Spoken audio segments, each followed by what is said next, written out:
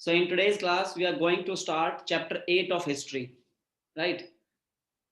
Chapter 8 of history. Can you see the screen? Yes, sir. Civilizing the native, educating the nation. Civilization मतलब सभ्यता, native मतलब जो मूल निवासी होते हैं वहां के, जो हमेशा से वहीं पे रह रहे हैं, नेशन मतलब राष्ट्र, और एजुकेशन पढ़ाई, राइट? So देखिए, in the earlier chapters you have seen how British rule affected Rajas and Nawabs, peasants and tribals. In this chapter we will try and understand what implications it had for the lives of student. देखिए, previous chapters में हमने ये पढ़ा था कि British rule ने कैसे राजाज को, नवाब को, पीजेंट्स को, ट्राइबल्स को अफेक्ट किया था, लेकिन अब हम ये इस चैप्टर के अंदर हम एजुकेशन के बारे में डिस्कस करेंगे कि स्टूडेंट्स की लाइफ पर, स्टूडेंट की लाइफ पर क्या इफेक्ट था ब्रिटिश रूल का. For the British in India wanted not only territorial conquest and control over revenues, they also felt that they have a cultural mission. They had to civilize the natives, change their customs and values. Britishers केवल ये नहीं चाहते थे कि वो territorial conquest, मतलब कि वो जगह पर कब्जा कर ले, जगह पर राज कर ले, राइट? यानी कि अलग अलग स्टेट्स को वो जीत ले. वो उनका मिशन था कि वो इंडिया का जो कल्चर है उसको भी चेंज करे, राइट? सिविलाइज द नेटिव्स, यहाँ के जो मूल स्थान निवासी है, जो यहाँ पर यहाँ के जो नेटिव पीपल्स हैं, उनके कल्चर को भी वो चेंज करे, उनके कस्टम्स, उनकी वैल्यूज को भी वो चेंज करे. ये भी उनका मिशन था. What changes were to be introduced? How were Indians to be educated, civilized and made into what the Britishers believed were good subjects? The British could find no simple answers to these questions. They continued to be debated for many decades. अब यहाँ पे what changes were to be introduced, क्या क्या बदलाव यहाँ पर किए जा सकते हैं? इंडियंस को कैसे एजुकेट किया जा सकता है, कैसे सिविलाइज किया जा सकता है, कैसे उनको कल्चर को चेंज किया जा सकता है, उनकी वैल्यूज को चेंज किया जा सकता है. ब्रिटिशर्स जो है वो इस बारे में सोचते थे, लेकिन the Britishers could not find no simple answers to these questions. लेकिन इन क्वेश्चंस के लिए उन्हें कोई भी सिंपल आंसर नहीं मिला, और कंटिन्यूअसली डिकेड्स तक, कई दशकों तक इस बारे में डिबेट चलती रही.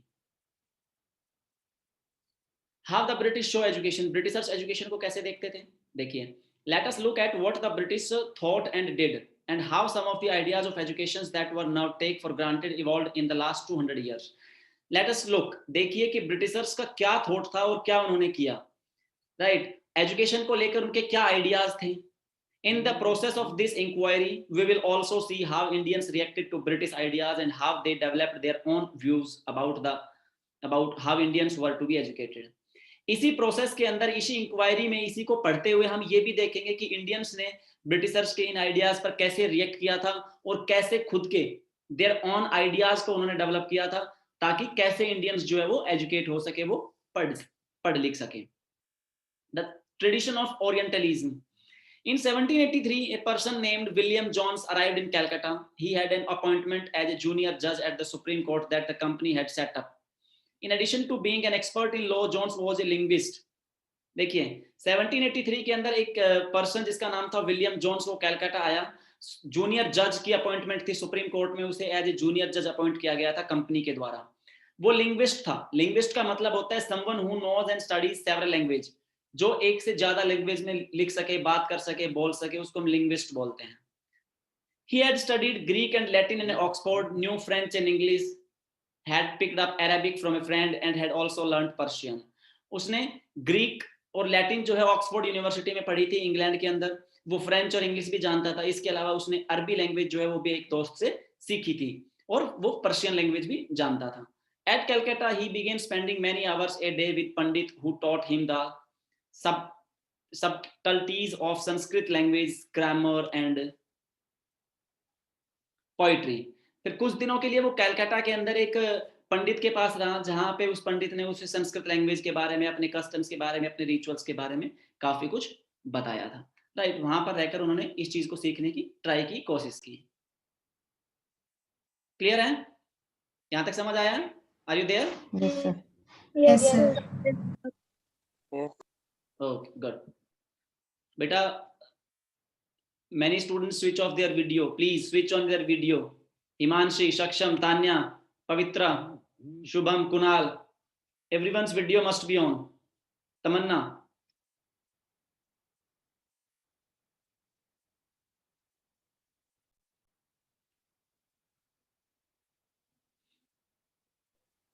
Excuse me, sir. Yes. Sir, I have joined late. So, sir, can you please repeat? बेटा चैप्टर 8 हमने स्टार्ट किया है, हिस्ट्री का जो चैप्टर 8 है, civilising the native educating the nation. इस चैप्टर के अंदर स्टार्टिंग में यही था कि ब्रिटिशर्स ने कैसे राजा को, नवाब्स को, पीजेंट्स को, ट्राइबल्स को भी इफेक्ट किया था अपने ब्रिटिश रूल के दौरान, लेकिन स्टूडेंट की लाइफ पर भी उनका काफी इफेक्ट था, काफी प्रभाव था। सो इस चैप्टर के अंदर हम एजुकेशन के बारे में डिस्कस करेंगे। जस्ट अभी हमने शुरू किया है कि ब्रिटिशर्स जो है वो एजुकेशन को कैसे देखते थे और क्या उनके आइडियाज थे, क्या उनके व्यूज थे अबाउट द इंडियंस, कि इंडियंस को वो कैसे सिविलाइज कर सकते हैं, कैसे उनके कल्चर को चेंज कर सकते हैं, उनके कस्टम्स, उनकी वैल्यूज को चेंज कर सकते हैं। वही इस चैप्टर के अंदर हमने शुरू किया है अभी। देखिए, soon he was studying ancient Indian texts on law, philosophy, religion, politics, morality, arithmetic, medicine and other sciences। और जल्दी ही उन्होंने इंडिया के अलग अलग टेक्स्ट के बारे में पढ़ाई शुरू कर दी। जो विलियम जोन्स थे उन्होंने इंडियन लॉ के बारे में पढ़ा, philosophy, religion, politics, morality, arithmetic, medicine और अदर साइंसेज के बारे में भी उन्होंने इंडिया के पढ़ना शुरू कर दिया। Jones discovered that his interests were shared by many British officials living in Calcutta at the time. Englishmen like Henry Thomas Colebrook and Nathaniel Halhed were also busy discovering the ancient Indian heritage, mastering Indian languages and translating Sanskrit and Persian works into English. Together with them, Jones set up the Asiatic Society of Bengal and started a journal called Asiatic Researches. देखिए, इस पूरे paragraph में, इस पूरे page में समझने की केवल एक ही चीज है जो मैं आपको बता रहा हूं, अभी ध्यान से सुनना, आप कंफ्यूज नहीं होना। इस पूरे पैराग्राफ के अंदर यही है कि जोन्स ने भी धीरे धीरे इंडियन कल्चर के बारे में, इंडियन पॉलिटिक्स के बारे में पढ़ रहे थे, जानकारी ले रहे थे। इसी के साथ साथ दो इंग्लिश मैन थे जिनका नाम था हेनरी थॉमस कॉलब्रुक और नथानियल हेलहेल्ड। वो भी एंशिएंट इंडियन हेरिटेज के बारे में, लैंग्वेजेस के बारे में, संस्कृत के बारे में, पर्शियंस के बारे में, इन सब के बारे में वो पढ़ रहे थे, इंडियन कल्चर को जानने की कोशिश कर रहे थे ताकि वो बदलाव ला सके, चेंज ला सके, इंडियन कस्टम्स को, रिलीजन्स को, वैल्यूज को चेंज कर सके। और विलियम जोन्स ने एशियाटिक सोसाइटी ऑफ बंगाल नाम से एक ये ऑर्गेनाइजेशन की शुरुआत की, जिसने एक जर्नल शुरू किया था जिसका नाम था एशियाटिक रिसर्चेस। राइट, एक अखबार शुरू किया था जिसका नाम था Asiatic researches. Jones and Colebrook came to represent a particular attitude towards India. They shared a deep respect for ancient cultures, both of India and the West. Indian civilization, they felt, had attained its glory in the ancient past, but had subsequently declined. Jones और Colebrooke को finally ये पता चला India के बारे में कि India के कल्चर, एंशियंट कल्चर जो था, उसकी एक बहुत ही रिस्पेक्ट थी इंडिया के अंदर भी और वेस्ट में भी। इंडियन सिविलाइजेशन को ये मानते थे कि इंडियन सिविलाइजेशन जो है वो एंशियंट टाइम में अपनी सबसे हाईएस्ट ग्लोरी पर थी। Indian civilization was at its zenith. Zenith का मतलब होता है सबसे ऊंचाई पर, सबसे चरम पर थी। इंडियन सिविलाइजेशन अपनी सबसे ऊंचाई पर थी, ग्लोरी पर थी एंशियंट पास्ट में, लेकिन धीरे धीरे ये डेक्लाइन हो गई, धीरे धीरे ये खत्म हो गई। उनको ये पूरी स्टडी करने के बाद उनको ये पता चला इंडियन कल्चर के बारे में। In order to understand India, it was necessary to discover the sacred and legal texts that were produced in ancient period. For only those texts could reveal the real ideas and laws of the Hindus and the Muslims, and only a new study of these texts could form the basis of future development in India. अब उन्होंने क्या शुरू किया, देखिए, sacred and legal text। sacred का मतलब, ये word जो यहाँ पे ना sacred, इसका मतलब होता है धार्मिक किताबें, धार्मिक ग्रंथ। राइट, sacred text यानी कि धार्मिक ग्रंथ। अब उन्होंने जो एंशिएंट पीरियड के अंदर प्राचीन भारत के जो धार्मिक ग्रंथ थे उनको पढ़ना शुरू किया, और उनसे उन्हें कई सारे आइडियाज, रियल आइडियाज, लॉज के बारे में पता चला, हिंदू और मुस्लिम्स के बारे में। So Jones and Colebrook went about discovering ancient texts, understanding their meaning, translating them, and making their findings known to others. This project, they believed, would not only help the British learn from India culture, but it would also help Indians rediscover their own heritage and understand the lost glories of their past. In this process, the British would become the guardian of Indian culture as well as its master. इसका benefit क्या हुआ, देखिए, इसका benefit क्या हुआ कि अब उन्होंने इंडियन सैक्रेड टेक्स्ट के बारे में पढ़ना शुरू किया, तो ना सिर्फ उन कोलब्रुक को और जोन्स को इसका फायदा हुआ, बल्कि इंडियंस को भी इसका फायदा हुआ, क्योंकि इंडियंस को दोबारा से अपने ग्रंथ के बारे में, अपने खोए हुए पास्ट के बारे में, अपने एंशिएंट ग्लोरी के बारे में दोबारा से जानने का मौका मिला।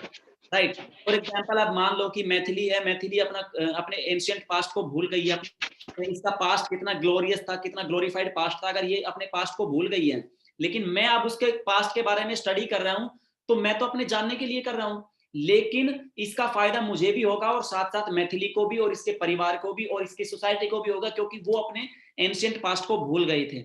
राइट। सो उसी तरीके से जैसे उन्होंने केस स्टडी की, जैसे उन्होंने स्टडी की, तो ना सिर्फ उनको इंडियन कल्चर के बारे में पता चला, बल्कि इंडियन लोगों को भी अपने खोए हुए कल्चर के बारे में दोबारा से जानने का मौका मिला। क्लियर है? यहाँ तक समझ आया? सर ग्लोरी का मतलब क्या होता है? बेटा ग्लोरियस पास्ट यानी कि उज्जवल, उनका जो पीछे वो था पास्ट था वो काफी उज्जवल था, काफी ग्लोरीफाइड था, मतलब बहुत ही अच्छा था, अपनी ऊंचाई पर था। एट इट्स एपिटोम, ग्लोरी भी बोल सकते हैं, एपिटोम भी बोल सकते हैं, जेनिथ भी बोल सकते हैं, राइट। यानी कि अपनी ऊंचाइयों पर था, और लेकिन धीरे धीरे वो अब डेक्लाइन होता चला गया, कमजोर होता चला गया। क्लियर है? यहां तक समझ आया? Can we move on? Yes, sir. Yes, sir. Yes, sir. Right.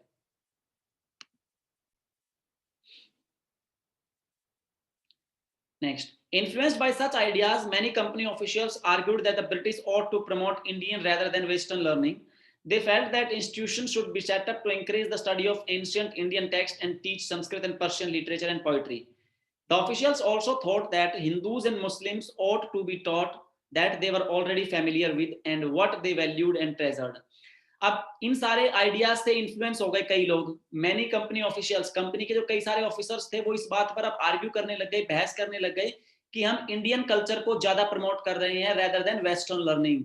हमारा आइडिया तो ये था कि हम वेस्टर्न एजुकेशन को आगे बढ़ाएंगे, लेकिन इंडियन कल्चर से इन्फ्लुएंस होकर हम इंडियन कल्चर को ही आगे बढ़ाना शुरू कर दिया है। सो कई सारे जो कंपनी ऑफिसर्स थे वो इस बात से काफी नाराज थे, उन्होंने काफी आर्ग्यूमेंट शुरू कर दिया था। They felt that institutions should be set up to encourage the study of ancient Indian text and teach Sanskrit and Persian literature and poetry. कई सारे लोग ये सोचते थे, ये फील हुआ उनको कि एंशियंट इंडियन टेक्स्ट को बढ़ावा देने के लिए, संस्कृत भाषा को, पर्शियन लैंग्वेज को बढ़ावा देने के लिए हमें इंस्टीट्यूशंस सेटअप करने चाहिए, देश के अंदर इंस्टीट्यूशंस बनाने चाहिए। The official also thought that Hindus and Muslims ought to be taught what they were already familiar with and what they valued and treasured.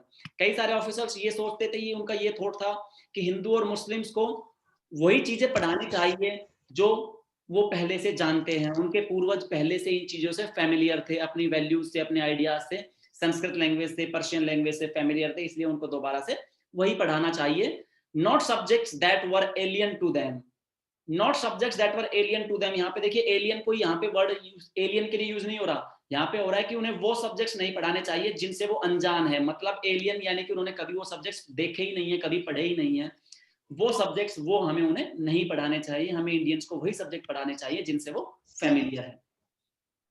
Only then they believed could the British hope to win a place in the hearts of the natives. It's 12 o'clock. Only then could the alien rulers expect to be respected by their subjects. With this object in view, a madrasa was set up in Calcutta in 1781 to promote the study of Arabic, Persian and Islamic law. And Hindu college was established in Banaras in 1791 to encourage the study of ancient Sanskrit text that could be useful for the administration of the country.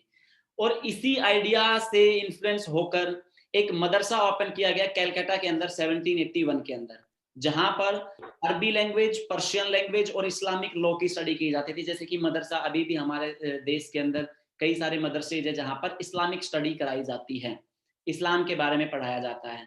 और Hindu college setup किया था बनारस के अंदर 1791 में, वहां पर Sanskrit language के बारे में पढ़ाया जाता था। वो हिंदू कॉलेज हिंदुओं के लिए था और जो मदरसे होते थे वो मुस्लिम लोगों के लिए वहां पर उस टाइम पे ब्रिटिशर्स ने ओपन किए थे, ताकि उनकी वो सब्जेक्ट्स को वो पढ़ सके, अपनी उस लैंग्वेज को वो पढ़ सके जिनसे वो फैमिलियर है। सो इस चीज को उन्होंने प्रमोट किया। Do understand? Yes, sir. Yes, sir. Sir. Yes, sir. Right. Next, grave errors of the East. अब कई सारे इसमें एरर्स भी थे, देखिए। From the early 19th century, many British officials began to criticize the Orientalist vision of learning.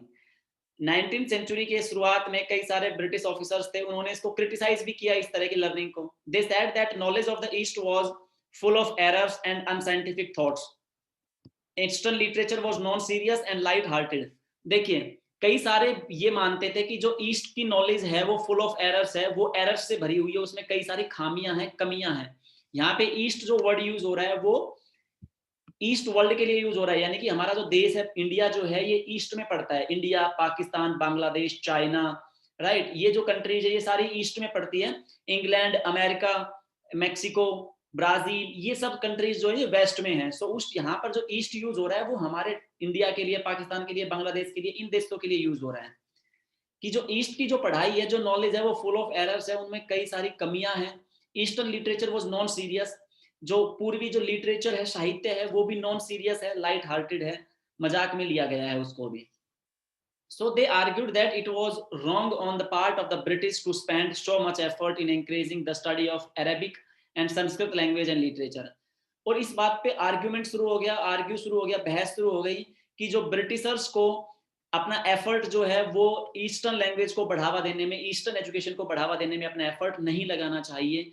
जो encourage कर रहे थे अरबिक और संस्कृत लैंग्वेज को, लिटरेचर को, उसको एंकरेज नहीं करना चाहिए। हमें वेस्टर्न कल्चर को, वेस्टर्न एजुकेशन को प्रमोट करना चाहिए, एंकरेज करना चाहिए, राइट। सो ये कई सारे ऑफिसर्स जो है उस टाइम पे ब्रिटिश ऑफिसर्स थे, वो इस बात को भी मानते थे।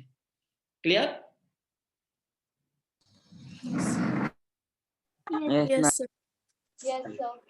यहाँ पे देखिए ओरिएंटलिस्ट वर्ड यूज हो रहा है। Orientalist, those with scholarly knowledge of the language and culture of Asia. Orientalist किसको बोलते हैं? वो स्कॉलर, वो विद्वान जिसको एशिया के लैंग्वेज और कल्चर का ज्ञान हो, एशिया के लैंग्वेज और कल्चर की नॉलेज हो, राइट।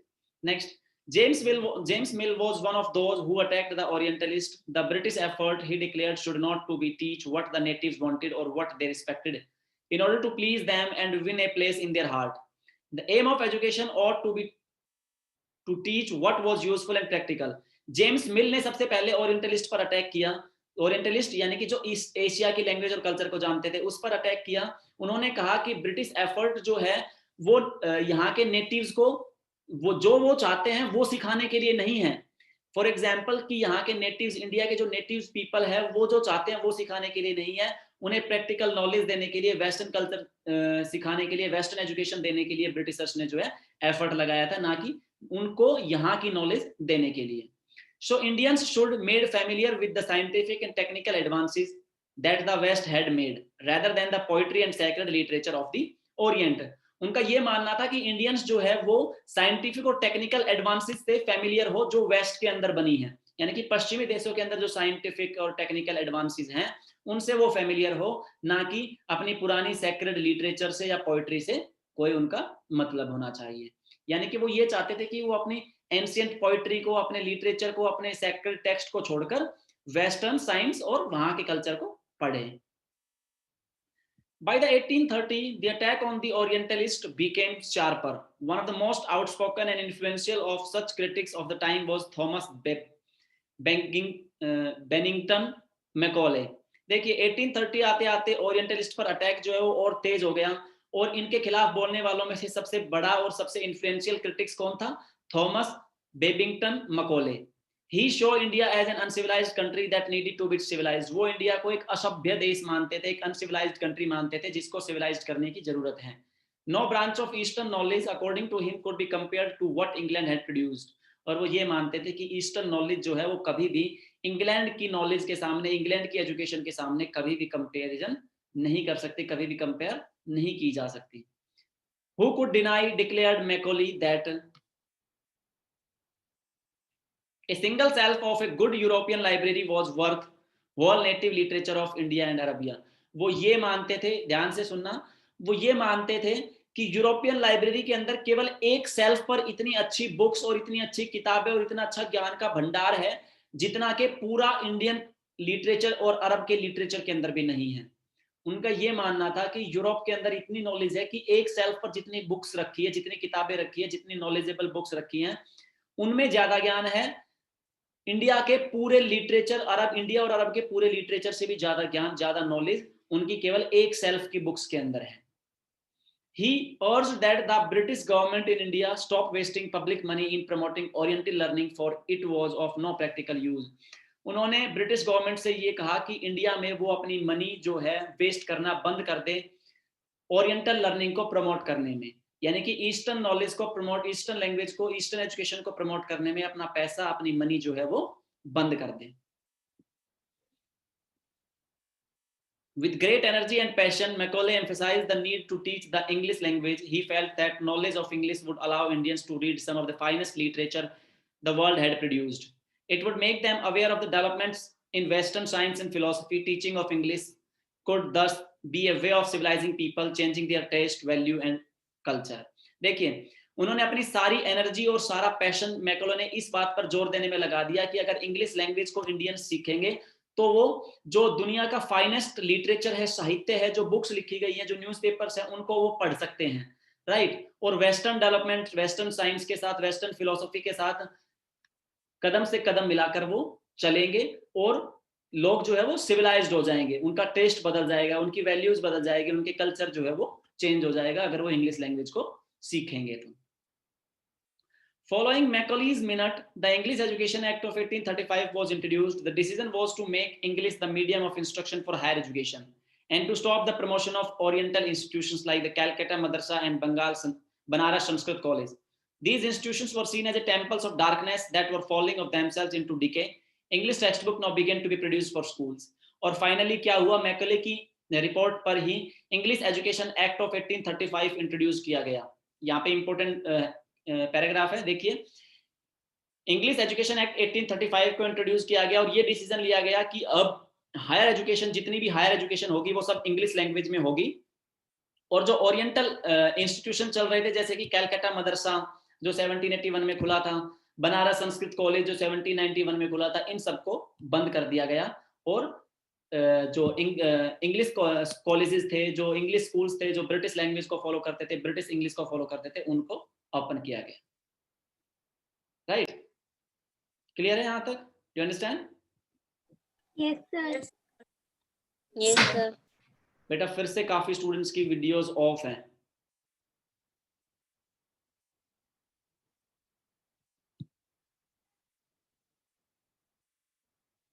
यहाँ तक समझ आया? Honestly can you move on?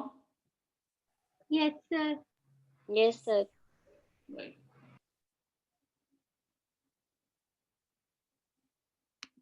Okay. Next is education for commerce. Education किस चीज के लिए होनी चाहिए? व्यापार के लिए भी, उद्योग के लिए भी एजुकेशन होनी चाहिए। अगर हम पढ़ेंगे तभी हम व्यापार कर सकते हैं, तभी हम उद्योग कर सकते हैं, राइट। देखिए, in 1854 the court of directors of the East India Company in London sent an educational dispatch to the Governor General in India, issued by Charles Wood, the president of the board of control of the company. It has to be known as Wood's dispatch.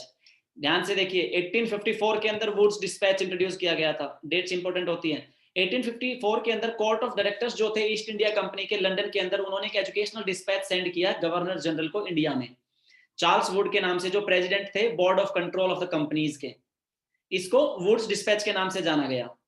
Outlining the educational policy that was to be followed in India, it emphasised once again the practical benefits of a system of European learning as opposed to oriental knowledge. इसमें educational policy को outline किया गया जो India में follow की जानी थी। इस बात पर एम्फेसाइज किया गया, इस बात पर जोर दिया गया कि अब जो ओरिएंटल नॉलेज थी, जो ओरिएंटल लर्निंग थी, उसको धीरे धीरे खत्म किया जाए और यूरोपियन लर्निंग को बढ़ावा दिया जाए। यूरोपियन लर्निंग के बेनिफिट्स जो है, प्रैक्टिकल बेनिफिट्स जो हैं, उनको बढ़ावा दिया जाए। One of the practical uses the dispatch pointed to was economic. European learning, it said, would enable Indians to recognize the advantages that flow from the expansion of trade and commerce and make them see the importance of developing the resources of the country. Introducing them to European ways of life would change their taste and desire and create a demand for British goods. For Indians would begin to appreciate and buy things that were produced in Europe. देखिए, इस paragraph में एक ही चीज यहाँ पे समझाने की कोशिश की जा रही है कि इसको प्रैक्टिकल यूज कैसे किया जा सकता था। इकोनॉमिक तौर पर, इकोनॉमी के लिए, अर्थव्यवस्था के तौर पर प्रैक्टिकल यूज किया जाता था। वो ये सोचते थे कि यूरोपियन लर्निंग को अगर इंडियंस जो हैं इंग्लिश लैंग्वेज को सीखेंगे, रिकॉग्नाइज करेंगे, तो उनको इस बात की एडवांटेजेस होगी कि वे अपने ट्रेड को, अपने कॉमर्स को एक्सपेंड कर सकते हैं, बढ़ा सकते हैं, डेवलप कर सकते हैं। ठीक है, इंडिया से बाहर भी, यूरोप के अंदर वो अपने कॉमर्स को, अपने बिजनेस को बड़ा कर सकते हैं। अगर उनको इंग्लिश लैंग्वेज आएगी तो वो बड़ा कर सकते हैं, क्योंकि इंग्लिश जो है वो एक इंटरनेशनल लैंग्वेज है। पूरे यूरोप के अंदर इंग्लिश लैंग्वेज बोली जाती है। सो उनको इस बात का भी, इंडियंस को वो इस बात का भी बेनिफिट बता रहे थे, अप्रिशिएट कर रहे थे कि अगर वो इस इंग्लिश लैंग्वेज को सीखेंगे तो वो अपने कॉमर्स को, अपने बिजनेस को, अपने व्यापार को भी एक्सपेंड कर सकते हैं। Next, Wood's dispatch also argued that European learning would improve the moral characters of Indians. It would make them truthful and honest and thus supply the company with civil servants who could be trusted and depended upon. The literature of the East was not only full of the grave errors, it could also not instill in people a sense of duty and a commitment to work, nor could it develop the skills required for administration. Wood's dispatch में इस बात पर भी argument था, इस बात पर भी बहस हो रही थी कि यूरोपियन लर्निंग जो है वो इंडियंस के मोरल कैरेक्टर को भी इंप्रूव करेगी, ये उनको मोर ट्रूथफुल और ऑनेस्ट बनाएगी, जो कंपनी के लिए सिविल सर्वेंट्स जो जॉब करते हैं, सिविल सर्वेंट्स भी प्रोड्यूस करेगी अगर हम इंग्लिश लैंग्वेज को सीखते हैं, यूरोपियन लर्निंग को सीखते हैं। तो लिटरेचर जो है ईस्ट का वो भी फुल ऑफ एरर्स है। हमने पिछले पैराग्राफ के अंदर पढ़ा है कि जो ईस्ट का लिटरेचर है, साहित्य है, उसके अंदर भी कई सारी कमियां हैं, ऐसा ब्रिटिशर्स का मानना था, right. It could also not instil in people a sense of duty and commitment to work. वो ये भी मानते थे कि जो ओरिएंटल लर्निंग है ये उनके अंदर कमिटमेंट टू वर्क यानी कि लोगों को काम के प्रति जो है जागरूक नहीं बनाती है, अपने काम के प्रति उनको डेडिकेटेड नहीं बनाती है। Nor could it develop the skills required for administration, और ना ही वे स्किल्स डेवलप करती हैं जो एडमिनिस्ट्रेशन को चलाने के लिए, सरकार को, गवर्नमेंट को चलाने के लिए रिक्वायरमेंट होती हैं। Following the 1854 dispatch, several measures were introduced by the British Education Department of the government were set up to expand control over all the matters regarding education. 1854 का जो वुड्स डिस्पैच था उसमें कई सारे मेजर्स भी लिए गए थे जो ब्रिटिशर्स ने इंट्रोड्यूस किए थे। अब एजुकेशन डिपार्टमेंट खोल दिया गया था गवर्नमेंट का एजुकेशन को एक्सपेंड करने के लिए, बढ़ाने के लिए। Steps were taken to establish a system of university education. अलग अलग स्टेप्स उठाए गए यूनिवर्सिटी एजुकेशन को बढ़ावा देने के लिए, यूनिवर्सिटीज को एस्टैब्लिश करने के लिए। इन 1857 while the sepoys rose in revolt in Meerut and Delhi, universities were being established in Calcutta, Madras and Bombay. Attempts were also made to bring about changes within the system of school education. और जैसे ही 1857 के अंदर जो sepoys revolt हुआ था, जो विद्रोह हुआ था, हमने पढ़ा था पहले मेरठ और दिल्ली के अंदर, उससे पहले ही कलकत्ता, मद्रास और बॉम्बे के अंदर यूनिवर्सिटीज जो है वो एस्टैब्लिश्ड कर दी गई थी, यूनिवर्सिटीज की स्थापना कर दी गई थी, right. Okay, next is what happened to the local schools. जो लोकल लेवल पर स्कूल्स थे उनके साथ क्या हुआ था, उनमें क्या क्या चेंजेस आए थे, ये हम नेक्स्ट क्लास के अंदर डिस्कस करेंगे, राइट। अभी हमारे पास इतना टाइम नहीं है कि इस टॉपिक को डिस्कस कर सके। सो ये हमारा लास्ट चैप्टर है जो एकेडमिक प्लानर के अकॉर्डिंग हमारे इस मंथ का है, राइट। नेक्स्ट 2 क्लासेस में ये हमारा पूरा हो जाएगा। उसके बाद आपका सिर्फ और सिर्फ लर्निंग वर्क रहेगा। 31 को हमारा NTSC का एग्जाम भी है, राइट। सो मैं फिर से बोलूंगा, जिसको अभी लर्न नहीं है, 2 क्वेश्चन 4 क्वेश्चन या जो हिस्ट्री का चैप्टर बचा हुआ है, you have to learn it, right.